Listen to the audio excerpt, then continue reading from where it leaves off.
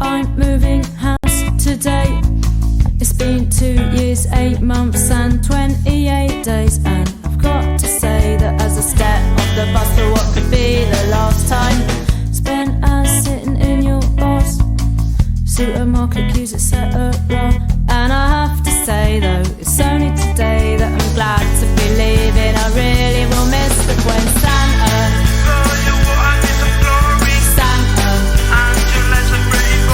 today I'm sad, but tomorrow I'll be glad when Santa.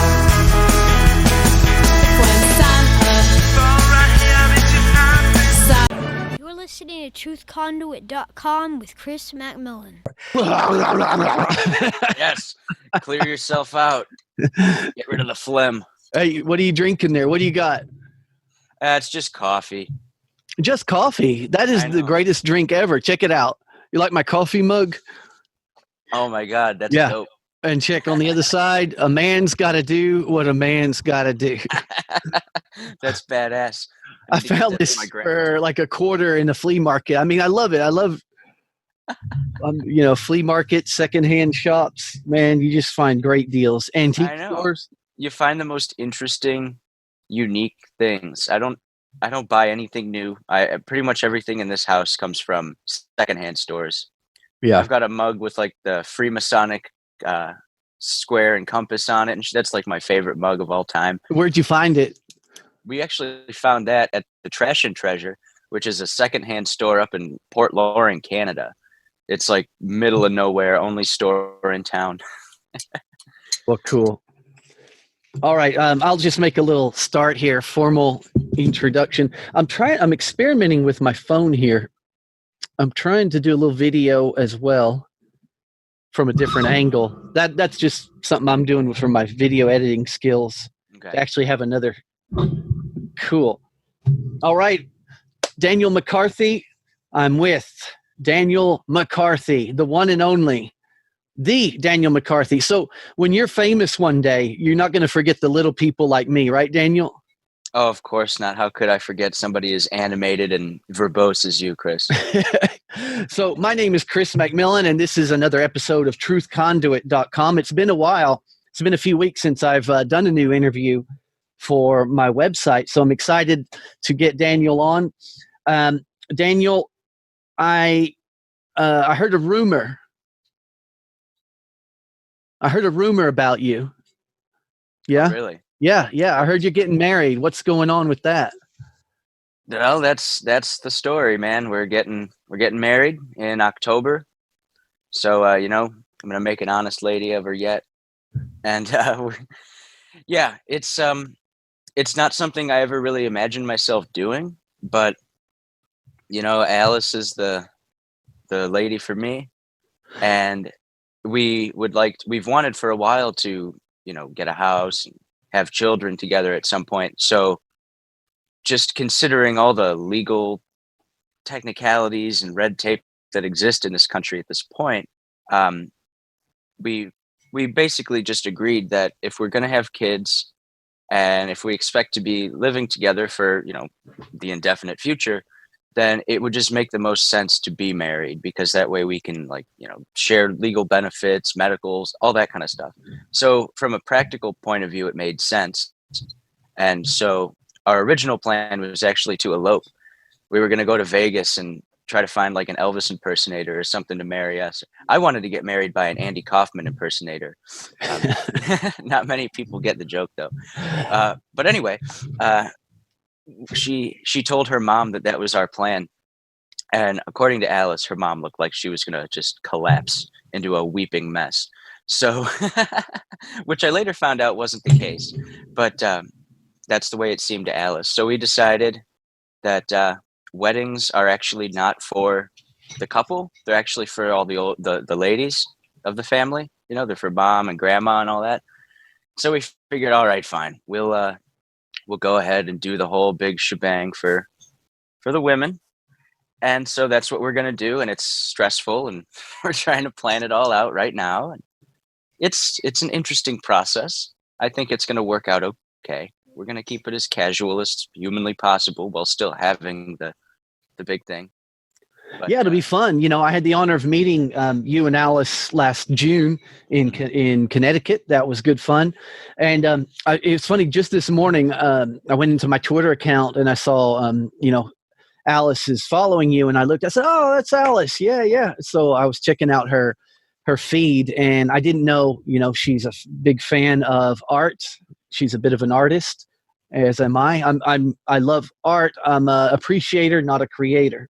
Mhm. But yeah, maybe now that we're connected on Twitter, we could share some art appreciation ideas going on.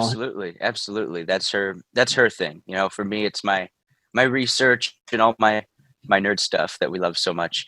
For her, it's art. You know, she paints, she draws, she sews, she creates her own clothes, everything. So yeah, anything creative that involves the hands, that's her purview. How did you guys meet? Well, we kind of knew each other since elementary school because we went to the same school, but we never really hung out. Well, that was just about 5 years ago. Because aren't you like 15 or something, Daniel? I'm actually 14 and a half. No, I'm 25, and we graduated in 13. So I think she moved to my school district in, I don't know, maybe 4th or 5th grade. So I've always kind of known her and her brother. I knew her brother a little more. We went trick-or-treating together one year. But is her brother older or younger? It's actually her twin brother. Oh, yeah, cool. Yeah, same age. So, you know, we would like kind of pass each other by in high school. We knew like the same group of friends, but it was actually on graduation day that we actually first ever made a meaningful connection. It was after we had left the whole ceremony thing. I was out in the parking lot getting into my car with a friend. She was there with a friend of hers, and basically she asked me, or somebody asked me or my friend, if we knew where to find weed. And that's where it all began. Trying to get stoned after high school graduation. And so that's what we did. I feel like there's a song. There's a song around it. That could be some kind of song by, I don't know. We'll have to think of the artist. Yeah, yeah. And what do you think? Country song, blues rock, you know? I'm kind of given the feel of that whole summer. Yeah. You had me like at, do you have any weed? Yeah. That would be the title of the song. Do you have any? I'm thinking like a Crosby, Stills and Nash, like kind of folksy rock kind of deal. Maybe they start singing in Spanish towards the end, you know? Yeah. Yeah. Yeah. That was a very like 1970s-esque summer for all of us. Just right out of high school, getting stoned as hell. Jesus Christ. Gallivanting all around town. And yeah, so we've been friends ever since, and we were best friends for years, and then, you know, just kind of kicked it up a notch. I think maybe, it was about 5 years ago that we started seeing each other romantically. Yeah, good. Are you guys you guys living together right now? Yeah. Yeah. Yep. Yeah, you've been yeah. How does is the family okay with all that? No problems with that on either side? Well, my family's cool about it, which I guess when my mom moved in with my dad back 20, 30 years ago, her parents, my grandparents, they had a big problem about it. What do you mean? You're not married? That whole bit. But when it came time for me to move in with a lady, they didn't seem to mind, or if they did mind, they didn't say anything. So I don't know if it's because I'm a male that it's different, or maybe they're just kind of softening in their old age. I don't know. But my family didn't have any problem with it, and her family didn't express any real problem. Certainly not her parents. They don't care. But I know her father's mother at some point made a remark that she's afraid for Alice's soul, and that she's praying for her not to go to hell. But you'll have that. What you gonna do? Yeah. I like what you said earlier, how you ran around as kids, kind of like the 70s. It kind of it gives me relief to know that that can still go on, because in the 70s, especially if you look at the older films, there was so much more freedom back then. You know, kids could just do whatever they wanted without the fear of getting tased and disappeared by the cops, you know, for jaywalking or something like that. You know, it worries me. So it is good that still goes on, because I don't know what young high school kids can and can't do these days. It's that's a whole other topic on itself. Is the have you seen Easy Rider, the classic film? With Jack Nicholson? Yeah. Yeah, yeah. I mean, I watched it maybe last year. Okay. For the first time, and it just blew my mind. I was telling Marie, I said, man, there would be no, if this tried to take place today, there would be no film. They would be, you know, tased and shot and pulled over in the first 5 minutes of the film. But it made me sad as well. You laugh not to cry, you know, but it's true. There was so much more freedom. You know, we're just our freedoms are just being taken away bit by bit. It's just being eaten away. But guys, you know, like what you're doing and what I'm doing, we're aware of this, and that's what we're trying to do, is shine a light on what's happening. That's something I think about quite a bit. And your book, you know, you finally finished your book now about utopia. And I've been going through it, and I've been marking it for you. So yeah, let's talk a bit about that. The book, you're finished now. There's just a few details. Yeah. What are some of the finer points you still have to finalize? Well, aside from just, you know, generally making sure all the sentences are worded correctly and nothing's awkward and weird and everything makes sense, I would say that there are just a couple points, like, for example, I think third to last chapter, which is about technocracy. That particular chapter, I'm thinking, might not quite be as detail rich as I think it should be, because I went into that chapter thinking that it's the most important one, because it's. But you did say yourself in the introduction that this book is in itself an introduction, and each and every point you're going to elaborate in the future with your podcast. Right. So even still, I'm wondering if that final chapter, or third final chapter, is maybe too generalistic, even though I'm trying to make the book just a very easy, basic introduction. Even still, it might just be too basic or too general, but that could also just be, you know, the bias of the author being overly critical. So I'm just going to have to wait and see what kind of criticism I get from other people, see what they think about it. But that's probably the main thing. I just read through it again yesterday, and I just go back and forth, like, maybe it's fine, maybe it's not, I don't know. Maybe I could just add a couple sentences and it would clear all my worries up. I don't know. So those are the kinds of things I'm dealing with now. But as far as actually, you know, having to sit down and come up with a whole block of content that I then have to turn into notes, or turn from notes into prose and rhetoric, thankfully that process is done.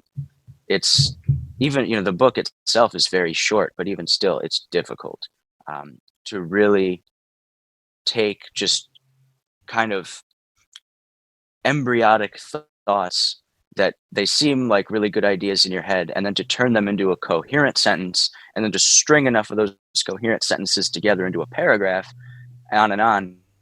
It really is a daunting process, and I'm just hoping that once the editing is through, it'll actually be something that that's readable and palatable, and makes sense of this lens that I'm bringing forward for people. That kind of ties into my question I was going to ask you.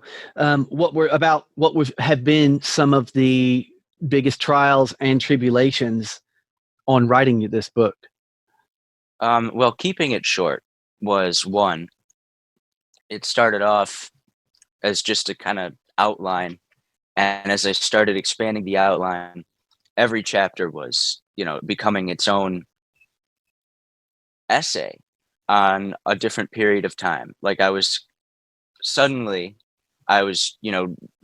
running to my book room and flipping through pages trying to find this reference and that quote, and I was hitting every point that I could possibly think of with regards to each historical period. And at one point, like I had written maybe 4 chapters in that fashion, like with each one being like 15, 20 pages long. And, it just kind of took over. And at one point I had to stop and be like, whoa, dude, this is not at all what you had in mind. And this book will take years to finish. If I keep it up, there's no way this is going to be out anytime soon. So that was really big. So the difficulty in that is finding what the most important points are from each chapter, and then being able to really to distill it into something that still makes sense, but without all the words and without all the details and the fluff. It's difficult. And like I say in the beginning, in the introduction of the book, I was like, I think it was Einstein who said that if you can't explain something simply, then you don't really understand it. And so that's the approach I'm trying to take with this book. It's like, if I could use the quickest prose and the shortest amount of words to get this idea out and still actually communicate it, then I'm good. But that actually proves to be difficult. You'd think it'd be easier to write a short book, but in some ways it's harder. Well, like you said as well, you do plan to flesh this out in your future podcast as well. So you're 25 years old. You've just written, it's about 75 pages, the book, at least on PDF form. Yeah. Yeah. The manuscript is 75. And so the formatted version that I'm looking at will probably wind up being around 100 pages. Okay. So my question is, this is a highly academic, scholarly book about utopia. How many hours realistically have you put into this book? Oh boy, that's an interesting question. I hadn't thought of that. Oh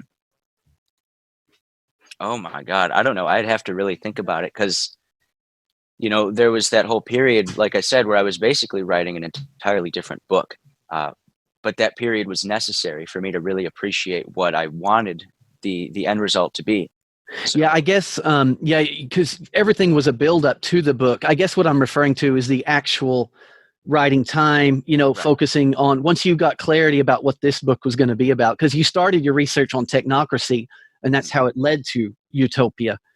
Right. So, okay. Yeah. So once I tossed that whole draft aside and because I started from scratch after that, that was probably in July or August. So let's see, that's about 6 months ago, probably averaging 15 to 20 hours a week. So 24 weeks in a month,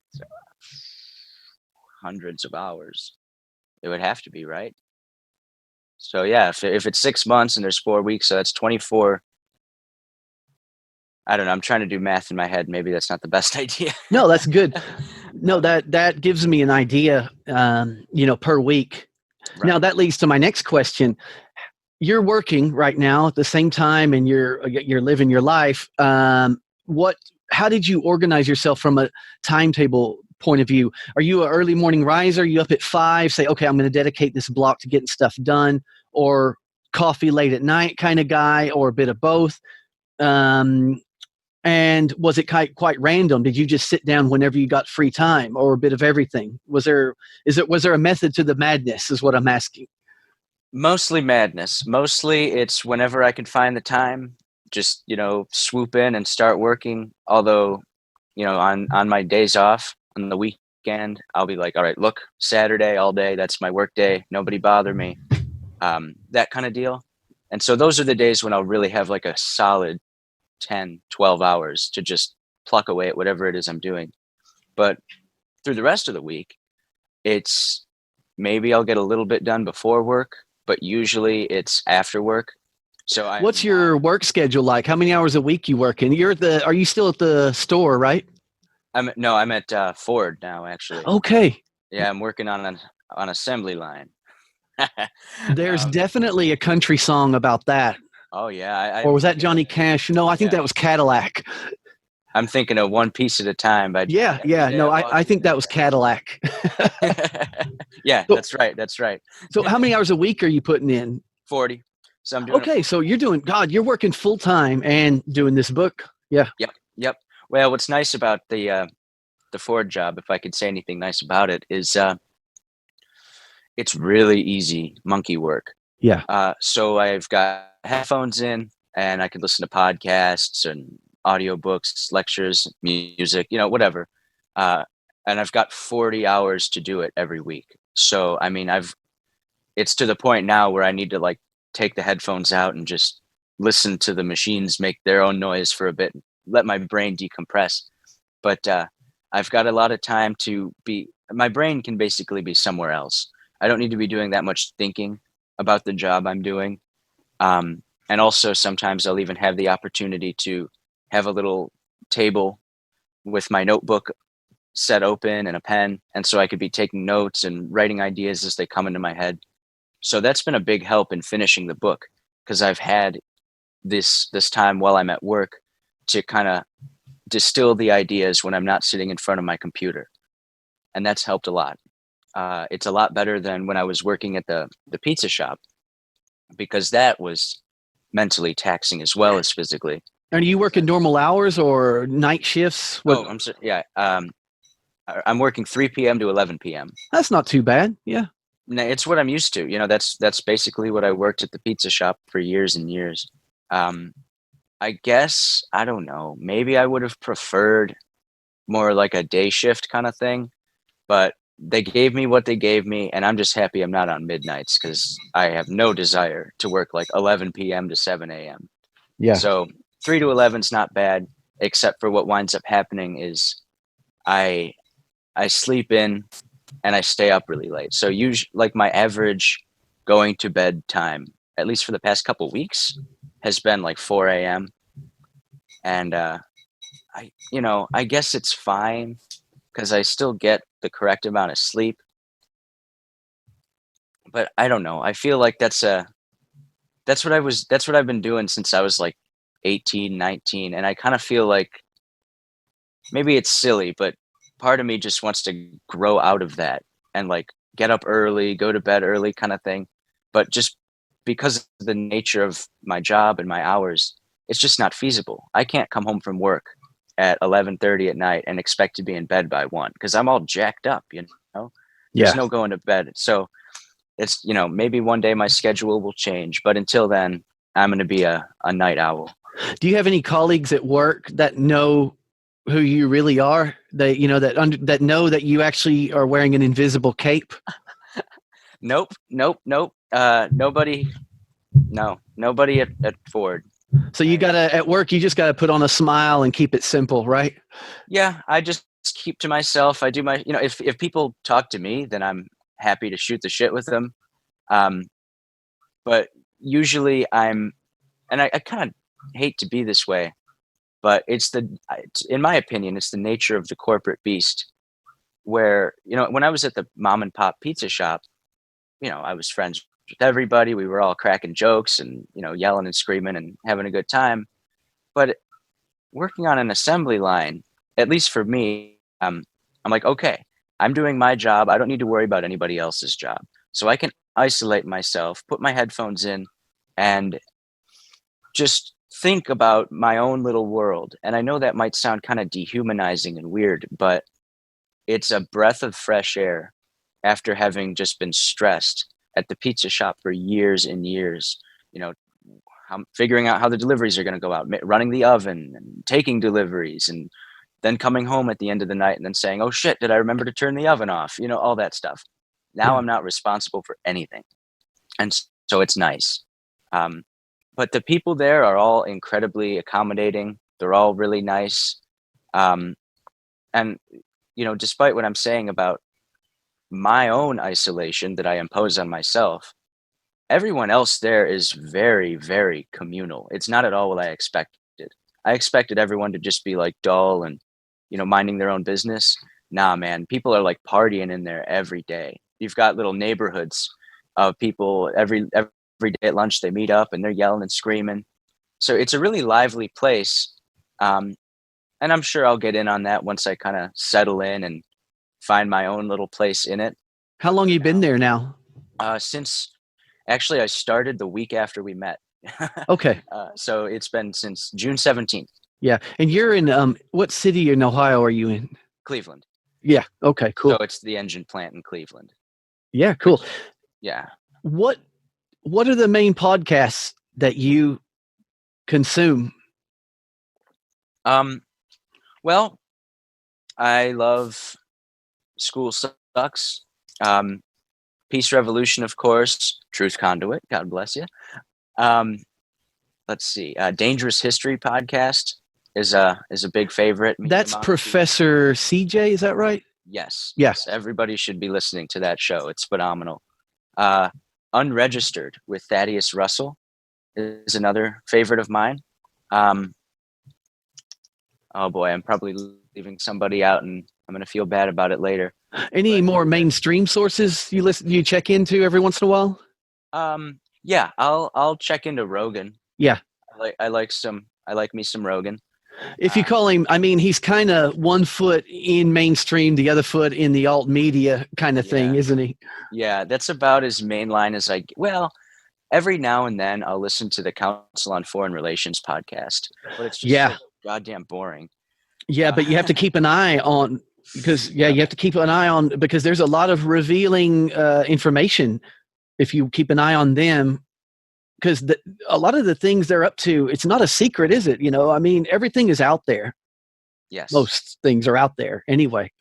Yeah, I keep telling myself that, I should come up with a routine where, like, I'll listen to the Council on Foreign Relations podcast, and then maybe for like 45 minutes every day or every other day, I'll listen to the CNN, like, live stream podcast. And then I do it, and I'm like, yeah, never mind. I'm not doing that. It's just so dull. You probably listen to the Corbett Report as well, yeah? Yeah. I love Corbett. Because he once had an episode, I remember, that was very good. And I believe it was either Watching the Enemy or Listening to the Enemy, something to that effect. And he gave a really good, like, to what, at websites like the Council on Foreign Relations. If you want to know what they, them, those are up to, and he'll give you, it's out there. The information is out there. So he did a good job of summarizing all those links putting that out there. Yeah. I really I think he did 2 of those, and I really enjoyed them because it is useful. And I think that there's a problem in, the so-called alt media where we can get so isolated, and like we could bubble ourselves off and only listen to other alternative media people. And just the nature of reality is such that if you're only listening to one side of the equation, you're going to have a bias. And it's useful every now and then to, go back and remember that those are human beings on the other side. And if you expect to communicate meaningfully with just like, so-called normies on the street, you're going to have to be able to know where they're coming from and not just have that attitude of scorn, where you're like yelling at people in the grocery store because they're sheep, or whatever. It's like, no, you have to understand that there are more than one way of seeing things. And the best way to know what's being said, and the best way to really know what the narrative is to check it out for yourself. It's good to have the alternative media filter, but you shouldn't only be experiencing the mainstream through a filter. Every now and then you have to actually, take a drink from the stream yourself and see how it tastes in your own mouth.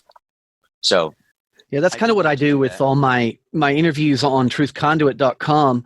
Mm-hmm. And the idea, was James Corbett, he was one of the trailblazers in this. Don't believe me. Here are all the links. Here's all the information. Here are all the sources. Check it out for yourself.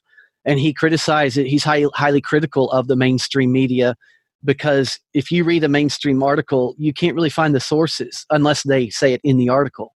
Mm-hmm. So that is one huge advantage of the independent media has in the open source forum, the method that is going on. Because in autonomy, I've learned so much in autonomy. about what you were saying about when you get into a situation talking to people, you've just got to step back, think about the Socratic method and listen to and use logic and just kind of calm down and try to put emotion aside. So Yeah, well, and it's kind of a case of adversity making us stronger, in that because the alternative media is, generally reviled in the mainstream or ignored altogether. Because of that condition, we have to really prove ourselves. If we're going to make a claim, we don't have the luxury like CNN or NBC would to just be able to say whatever they want and then people just buy it. We Yeah. have to say, like, no, look, seriously, this is my point, and then here's my evidence, here's my evidence. We have to go above and beyond because we don't have that like institutional respect that they do. And so it actually makes a lot of us better. And that's not to say everybody in the alternative media is, a professional researcher, but somebody like James Corbett's a really good example of this, where he couldn't just say what he says. He's got to present the source and the opportunity for you to check it out on your own. Whereas, the mainstream media, because most people consume it on a very passive basis, they're not, going and researching what the CNN reporter said. Because that's the way they've been programmed because of public schooling and mass media influences. And that's what Brett Veinotte does a great job of covering that topic on his website. And how's it going with Brett's series? You've been doing a series with him, and I've really been enjoying it. And then what's the latest with that? Oh, it's been going great. When's your next meetup? Well, we don't know. The next one's probably going to be sometime either. It's probably going to be early to mid-March.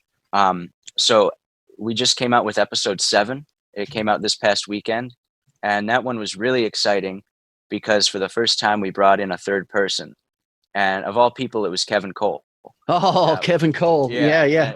That was really exciting for me because he's another one who I've been paying attention to for years now, and I'm like, since day one, I was like, I want to talk to this guy. Yeah. And so, how's his? I need to catch up with him myself. I talked to him.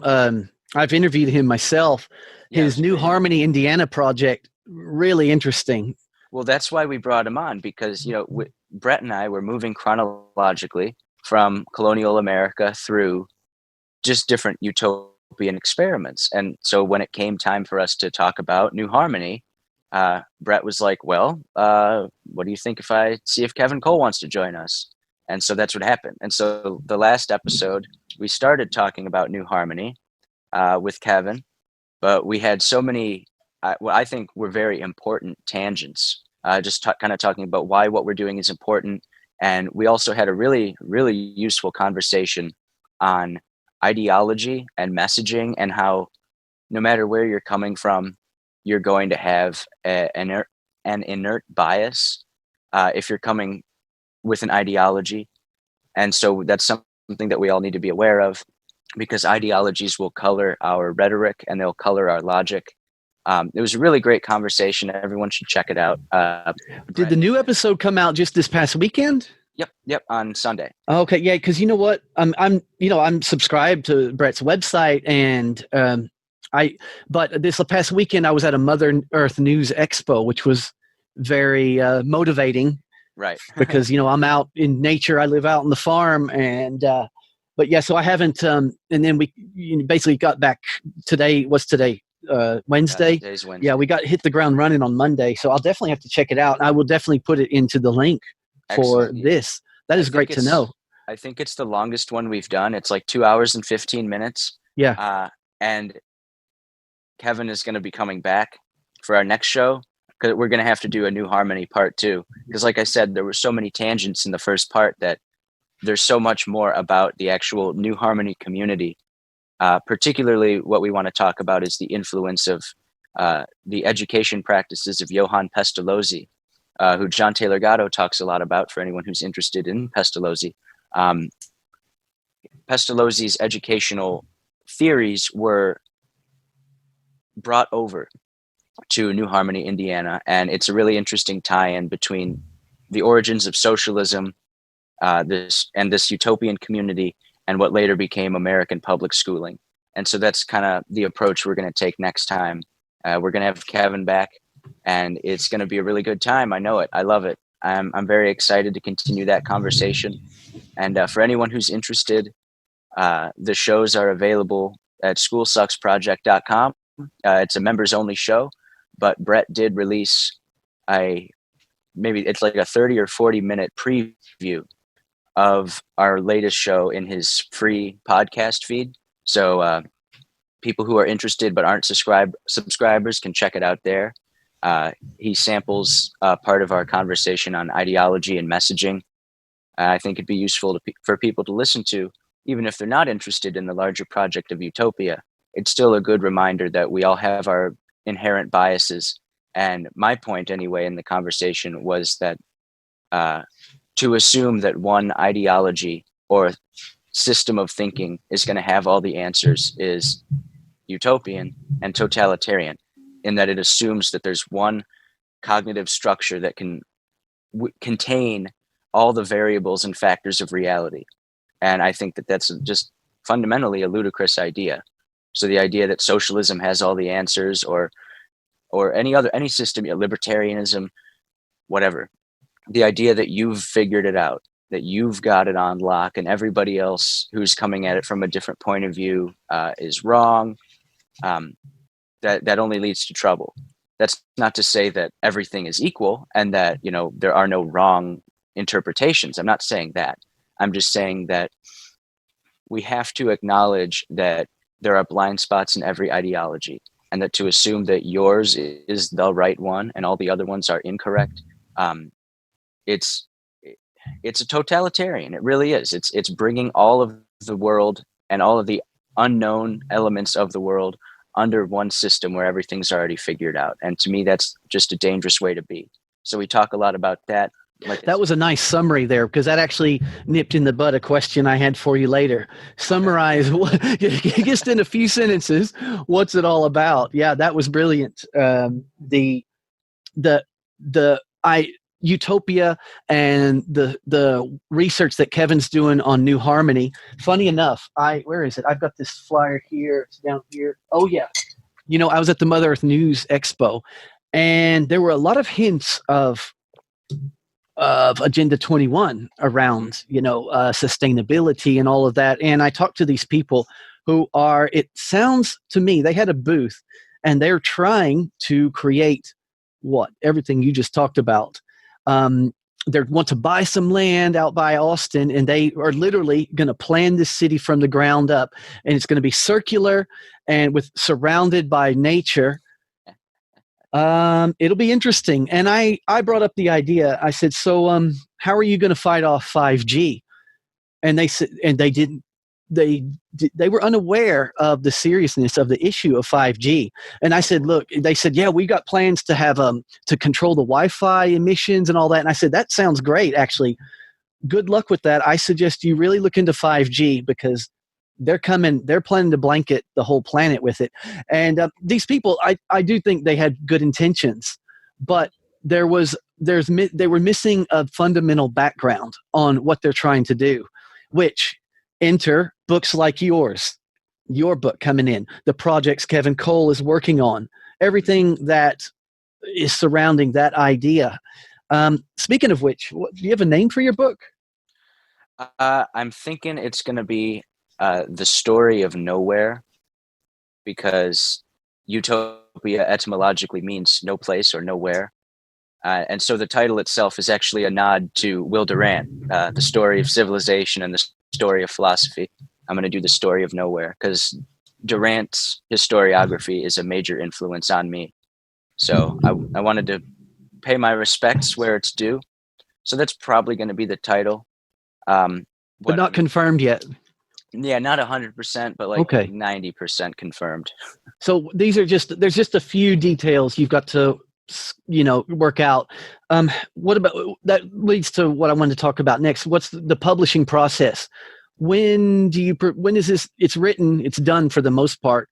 when will it actually be out, and what will be the methods that people could get their hands on it once it's out? So right now I've got like 9 or 10 people who are editing it and reviewing it for me. So Myself included. you included, And I I'm appreciate just it. getting to the point of the technocracy. Okay. I'm glad you told me that before I've actually got to that part, because I will read it with keeping that in mind. Yeah, please. I really appreciate all the help that you're giving me and everyone's giving me. That's a testament to autonomy. That I was able to write this draft and just say, hey everyone, I completed this. Anyone who wants to help, let me know. And then within a matter of hours, I had two handfuls of people who were asking, yeah, please let me help. Yeah. So, and for anyone listening who doesn't know what autonomy is, we're talking about Richard Grove's autonomy class, which is a life skills course, basically teaching you everything you need to know that you were not taught in in schooling.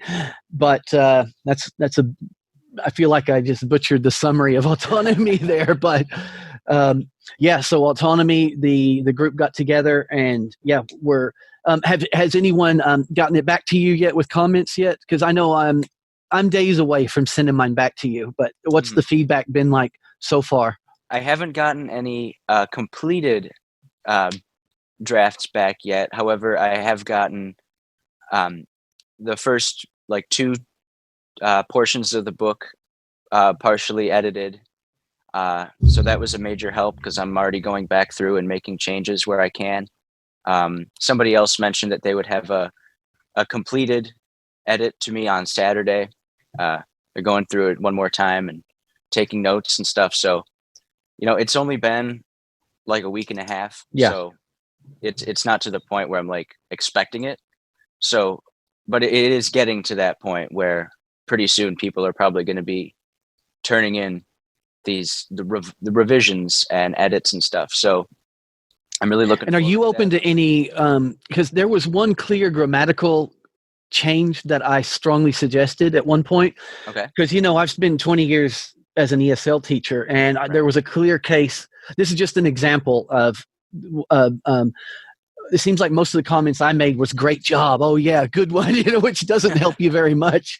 But there was one case where you used the past simple, and I definitely think you should have used the present perfect. But like I said, give me a few days, and I'll get that back to you. Well, and those are the kinds of things that I want. Yeah. Because when you're writing and you're in that flow, it's like stuff just starts pouring out. So it's really useful for somebody else to be like, hey, look, you could word this way better. That'll help me a lot.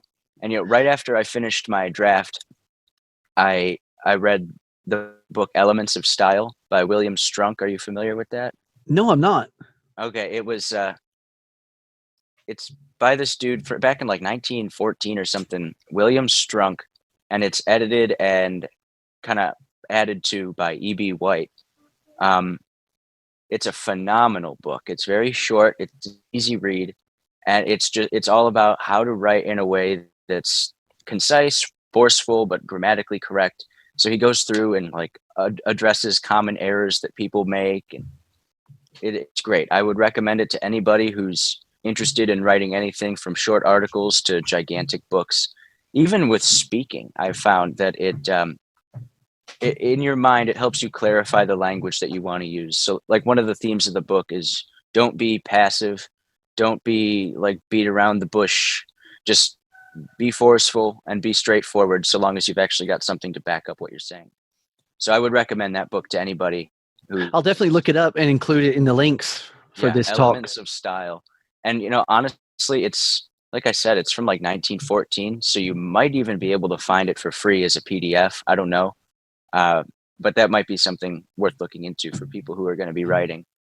But you asked about the publishing process. Yeah. Right, what will be the methods that people could get their hands on the book?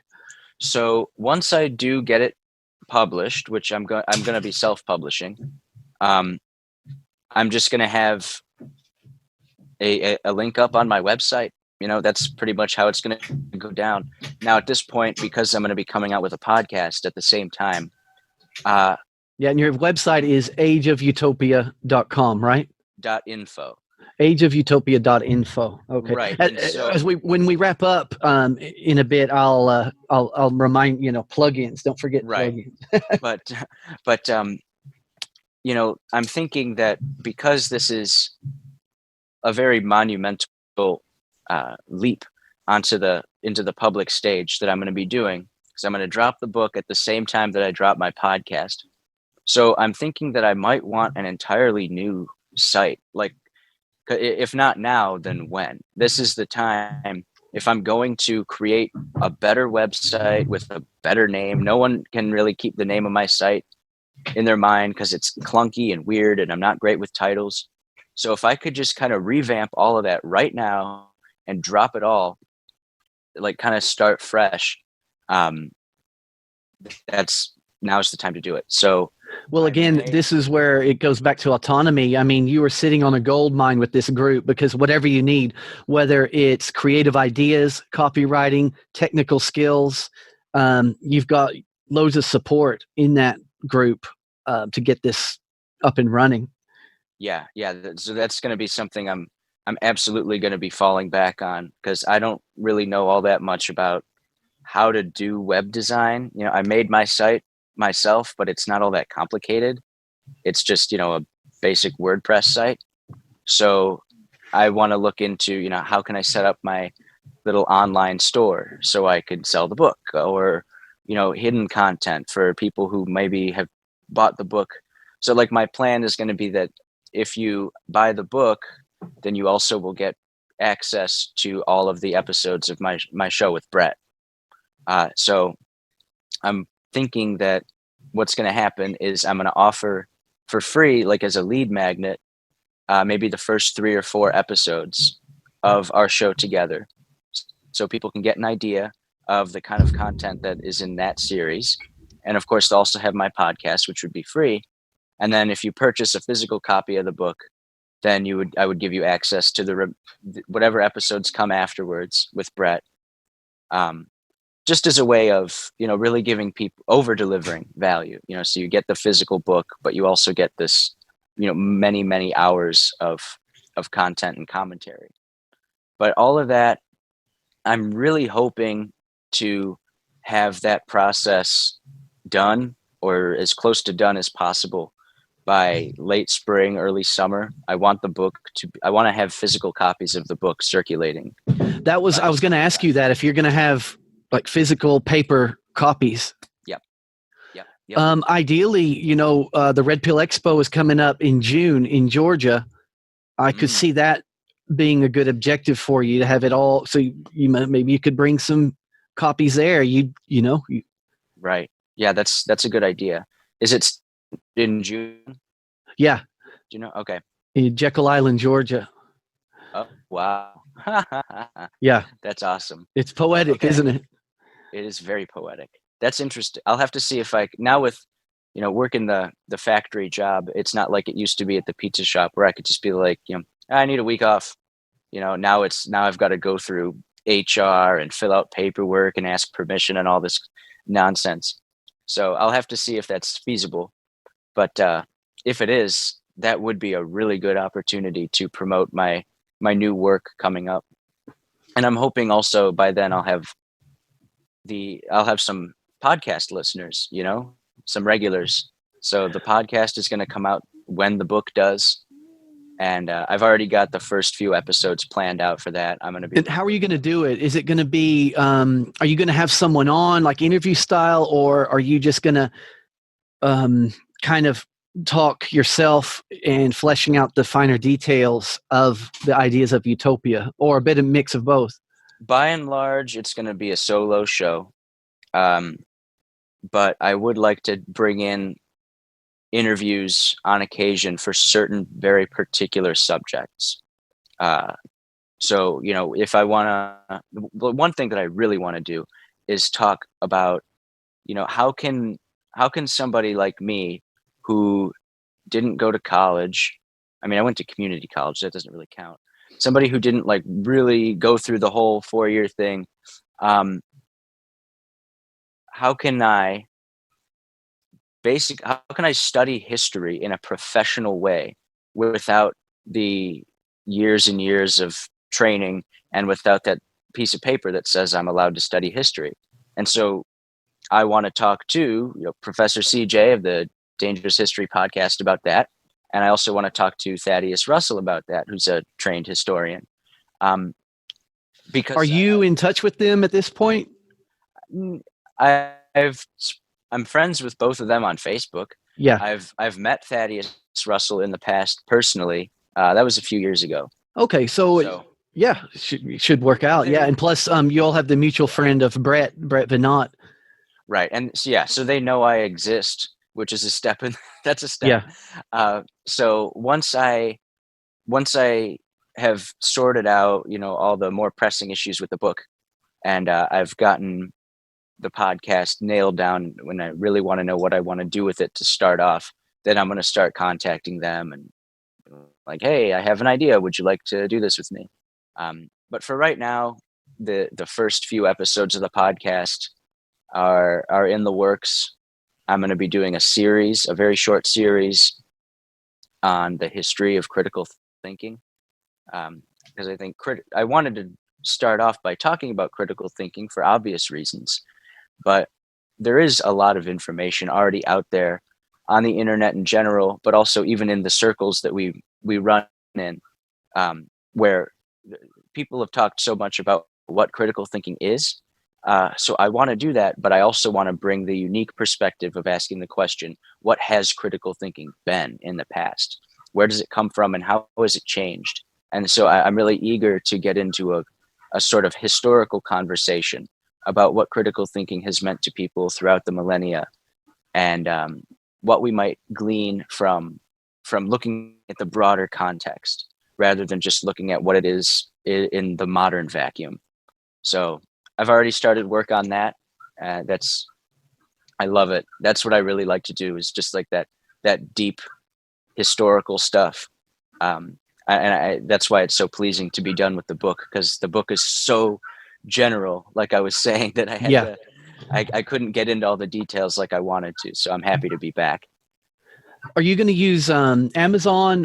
Like if people want to buy the ebook, what all websites are you looking at, and who's going to actually physically publish it? Well, I found a website years ago, actually. It's called lulu.com, LULU. And they basically say, send us your PDF, design a cover, and we'll print it for you and we'll sell it for you. But we don't put our name on it at all. So it would be like copyright me. And that's just how it goes. What's the catch? What do they get out of it? They get a percentage of the distribution cost. Okay.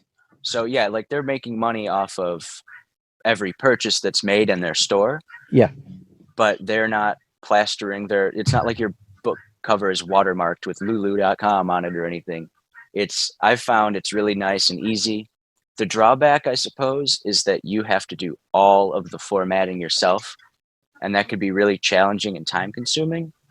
But I'm fine with that because I want to acquaint myself with all levels of the process. Maybe one day in the indefinite future, when I write another book, then maybe I'll take a more traditional route and let somebody else take care of it. But for right now, I want to know what every step of the process actually looks like. And so that's why I'm going to take the self-publishing route and do all the work myself. And so it'll be available on lulu.com as well as my website. As far as Amazon goes, I don't know. I think that I want to avoid Amazon. I mean, it's like Facebook, isn't it? It's the devil we know to dance with, but you will get the traffic. So, right. I mean, I would, if I could avoid Facebook and Amazon, I would, but that's the game we're playing, isn't it? It is. It's an unfortunate reality. So I even hate linking Wikipedia on my show notes, but right. I do, and sometimes I'll comment. Okay, Wikipedia is good for the cold facts, but I don't trust Wikipedia. You know, there are certain sources that you cannot trust. Sorry, go ahead. About Amazon.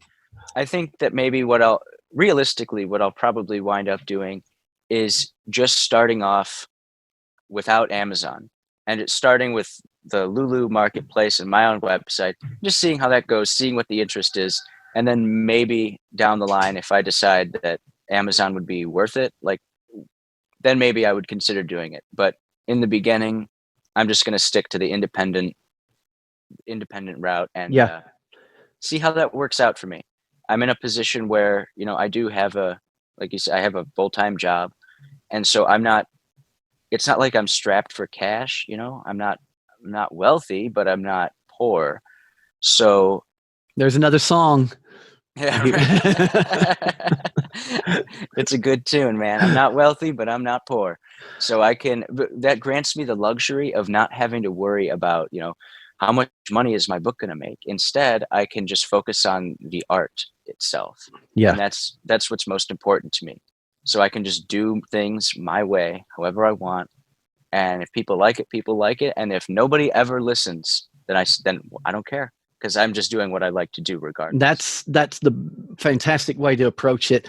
What about the physical book? You've got someone who's already in line that's going to do that for you? Because that's what I want. I like physical books. I want physical book by Daniel McCarthy with his signature on it saying to Chris. Yeah, absolutely. Yeah. So that's what Lulu does. So they will actually print your book for you and send it right out. Oh, okay. Sorry. I misunderstood. I was thinking Lulu was the online ebook public. Oh, they do both. Okay. Yeah. Okay. Yeah. It's really a great service. So, and I think, like, at least for me, it's print to order. So if you were to order one, they would just print it right then and there and ship it to you like hot off the press. So I will definitely include their link as well into this conversation. Yeah, it's great. Anyone who's interested in self-publishing, check Lulu out. They've got a whole bunch of different formats, different sizes, hardcover, softcover, the whole 9 yards. Yeah. I mean, I'm writing a book myself, and it's about my experiences in Spain when I was about your age and extended adolescence, basically. You know, how I was just a 25-year-old, immature, naive child partying away. But there were reasons behind that. You know, I went through high school, through college, and when I look at my mindset, what I was thinking, and also it was about freedom. I was so free during that time as well. So I'm kind of touching on that. It's a book I've been working on myself, because, you know, as human beings with a heartbeat, how can you not be writing a book, right? Seriously, I know.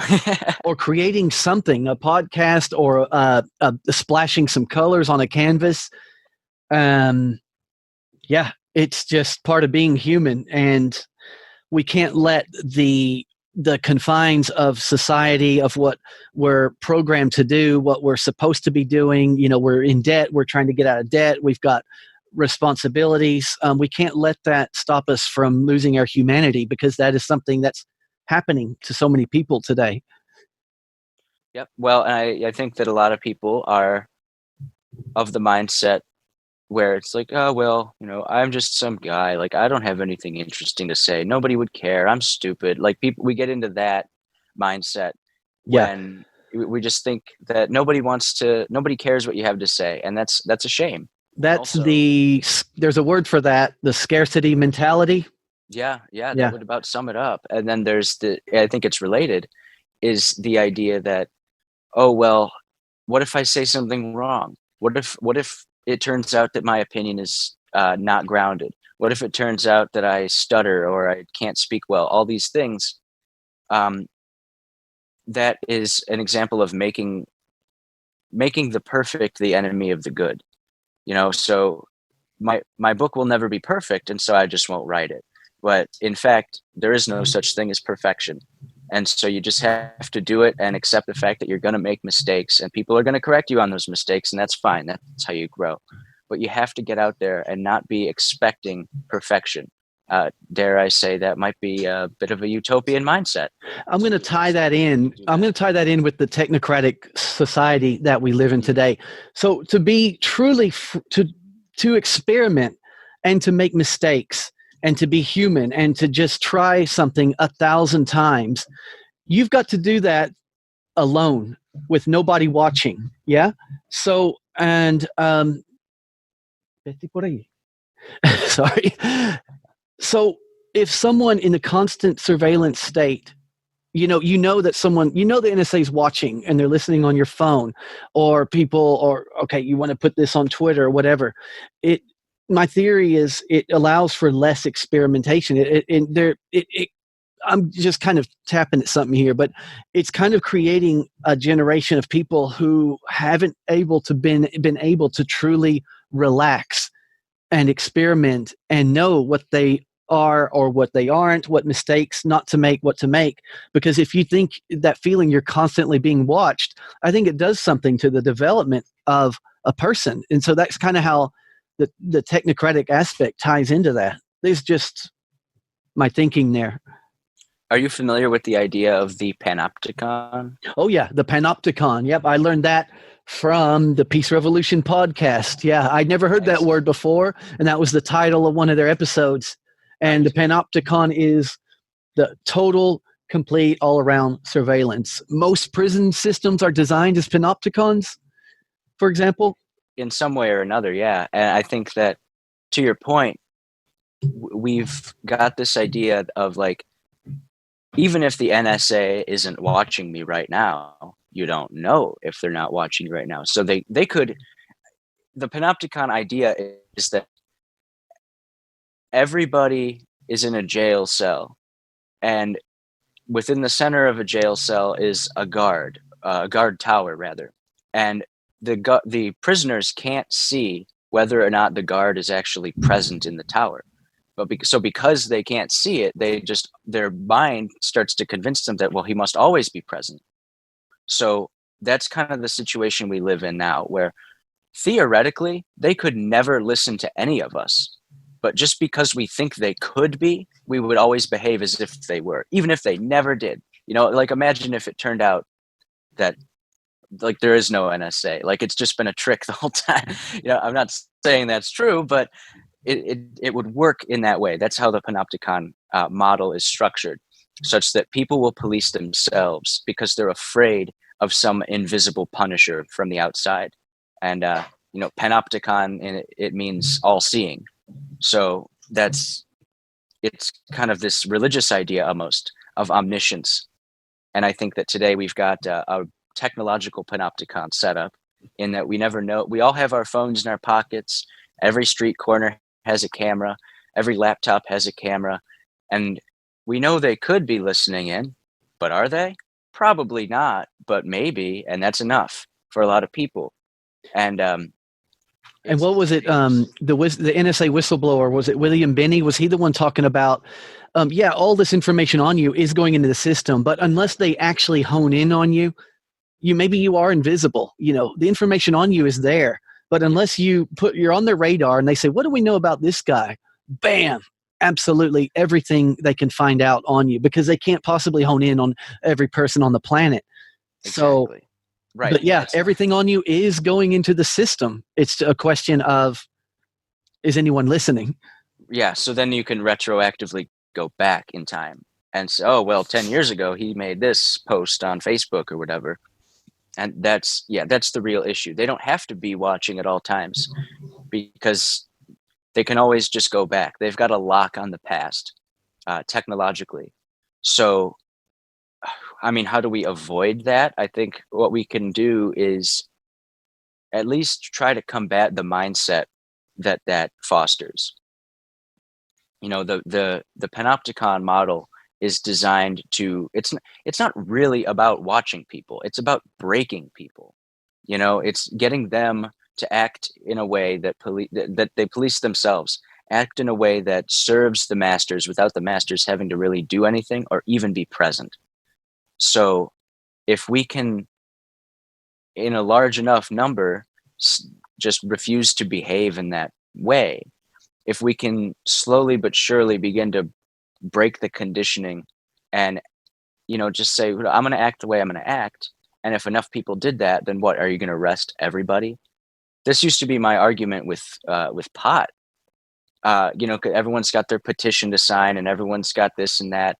And I was always like, guys, just all 10,000 of you that are in your little weed group, why don't you all just go downtown and light up a joint at the same time?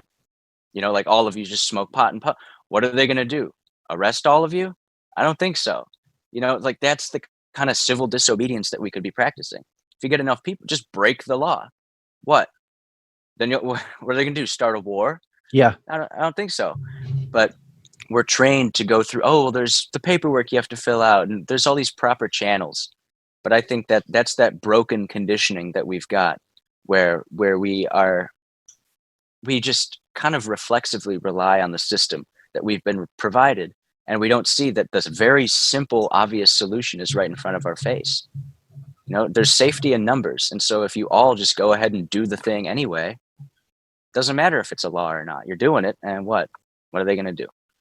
And this ties into where you come in, Daniel. We're in this situation, and your book, your ideas, your observations on utopia answer the question to why. How have we gotten here? Because of this pursuit of utopia. And so I'm really looking forward to getting my hands on the physical copy of this book. Oh, you're going to get one. You're going to get the first one. All right. I can't wait. We need to wrap up, though, Daniel. I was going to ask you, okay, all this excitement around this current book, but I'm presuming that you've got already in the back of your mind the next book, because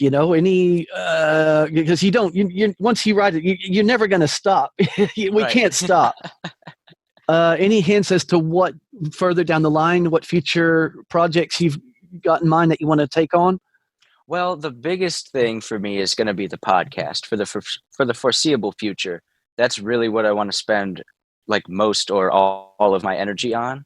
But at some point down the line, years from now, I think that I would like to go back and write a big book on this whole utopian idea, where I do like really get into all the details and meticulously footnote every little thing, and have like a really definitive exploration of my utopian idea.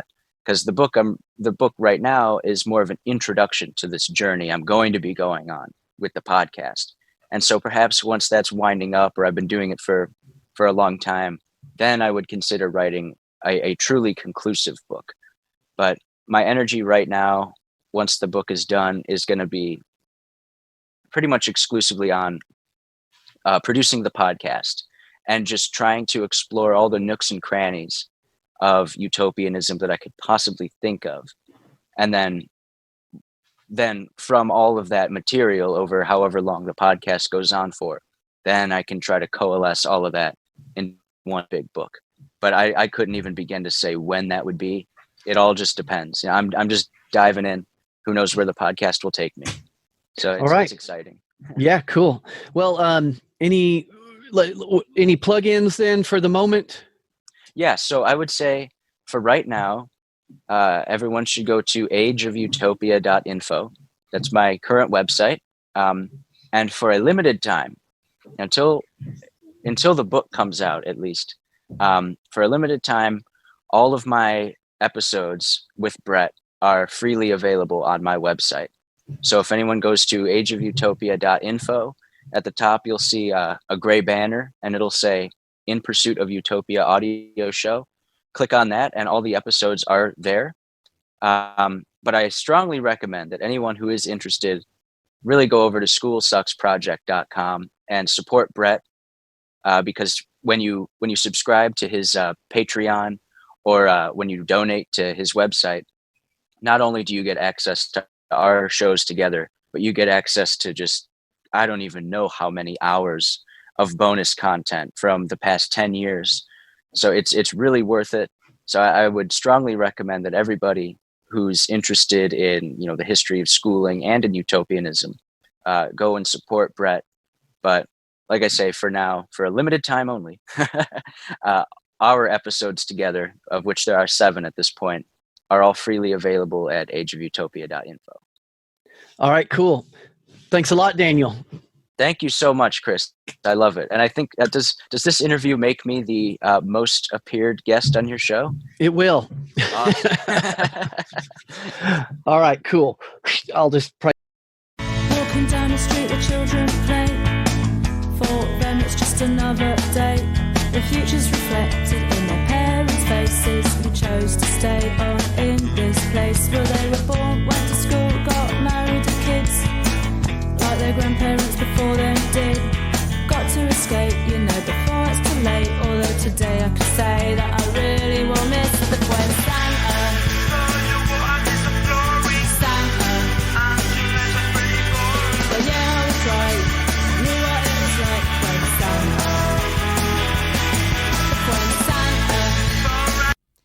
been listening to truthconduit.com with Chris McMillan. Go to the subscribe page and sign up to get notifications of the latest posts. And check out the support page to help keep it going.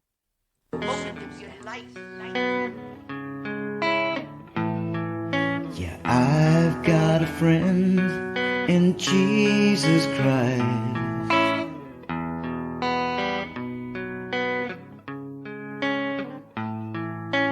I've got a friend in Jesus Christ, and Krishna and Buddha and my bartender.